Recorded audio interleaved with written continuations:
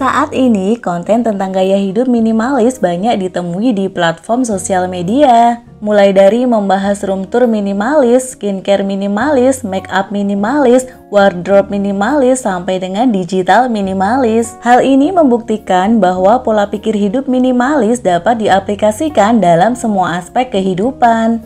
Sebab hidup minimalis bukan hanya sekedar membuang barang-barang, namun juga meliputi mensortir pikiran yang tidak memberi dampak positif dalam proses pengembangan diri. Sebelum benar-benar terjun untuk menerapkan gaya hidup minimalis, kamu harus belajar terlebih dahulu dari beberapa literatur para praktisi minimalis, agar pola pikir tentang gaya hidup minimalis ini benar-benar dipahami dengan baik, sehingga tidak ada lagi salah kaprah sampai harus menjadi konsumtif. Berikut ini adalah 6 hal yang menjadi salah kaprah tentang hidup minimalis.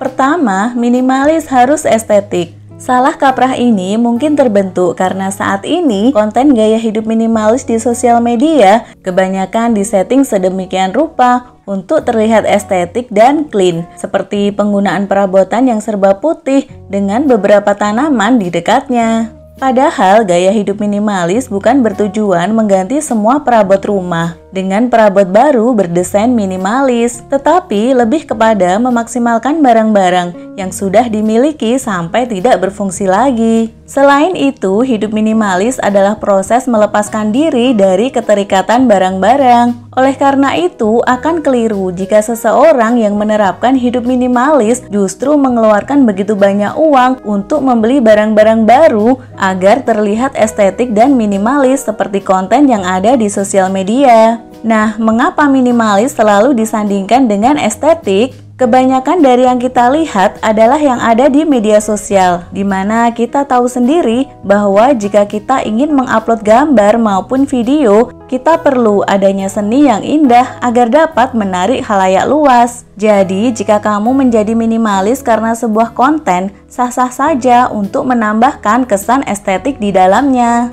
Namun, jika kamu menjadi seorang minimalis karena memang kebutuhan, maka lakukan hal yang sederhana saja.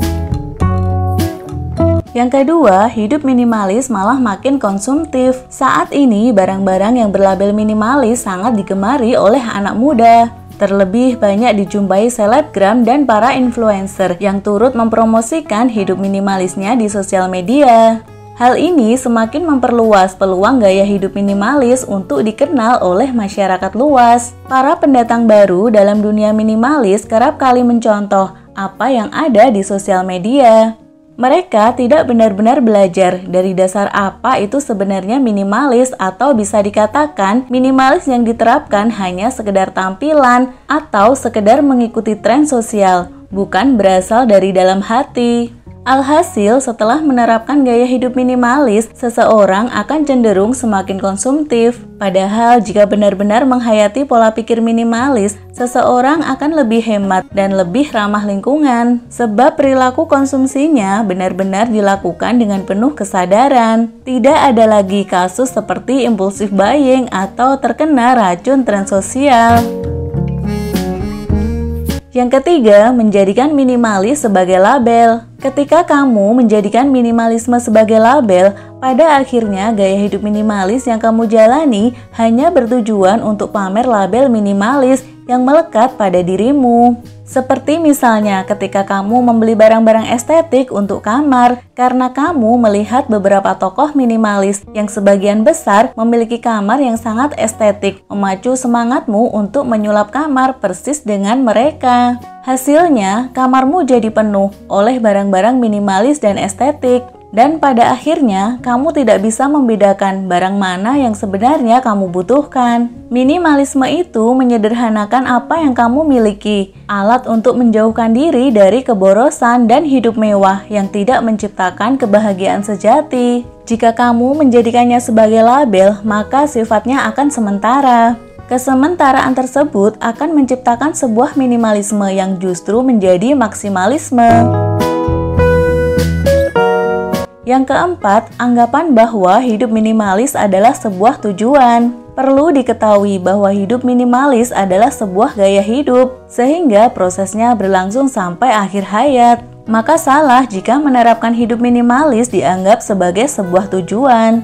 Jika hidup minimalis dianggap sebagai tujuan, maka seseorang akan cenderung tergesa-gesa dalam menjalankannya. Akibatnya justru tidak membuat seseorang hidup lebih tenang dan penuh kesadaran, namun seperti dikejar-kejar oleh sebuah target.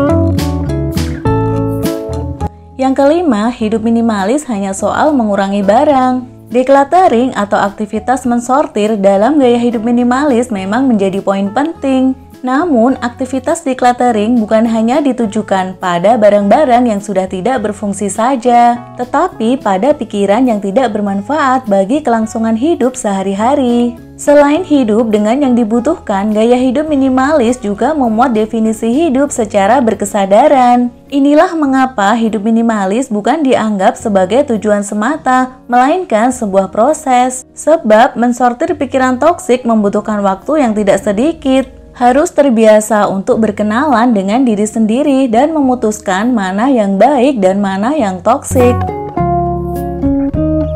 Keenam, menggunakan standar orang lain untuk minimalis. Pada dasarnya, setiap orang memiliki cara dan gayanya sendiri dalam mengaplikasikan minimalisme ke dalam kehidupannya. Minimalisme tidak ada rules pakem atau dibuat oleh kesepakatan bersama. Minimalisme hadir untuk menyederhanakan, bukan untuk membuat aliran hidup baru. Yang sama rumitnya ketika kamu belum mengenal minimalisme. Ciptakan gaya hidup minimalis versi kamu sendiri, tanpa ada distraksi dari orang lain, tanpa ada kriteria tertentu yang harus diikuti. Jadikan para tokoh minimalis sebagai inspirasi dalam proses belajar menjadi minimalis, bukan patokan tertentu yang wajib diikuti. Prinsip less is more bagi tiap-tiap orang akan berbeda. Jangan bandingkan jumlah barang orang lain dengan barang yang kamu miliki. Karena less is more itu tidak bisa diartikan dengan sedikit atau banyaknya jumlah barang, namun lebih kepada bermakna cukup. Misalnya, teman kamu punya banyak piring di rumah, namun anggota keluarganya banyak, sedangkan kamu hanya memiliki sedikit piring di rumah karena hanya tinggal berdua dengan pasangan. Maka tidak bisa disebut kamu lebih minimalis daripada teman kamu. Minimalis bukanlah sebuah perlombaan yang punya garis finish di depan, bukan sebuah kompetisi siapa yang paling minimalis di dunia. Itulah salah kaprah tentang hidup minimalis. Jadilah minimalis dengan versi kamu sendiri, karena hanya kamu yang benar-benar tahu apa yang kamu butuhkan atau apa yang hanya sekedar menjadi keinginan. Sekian Gista Channel kali ini, semoga bermanfaat.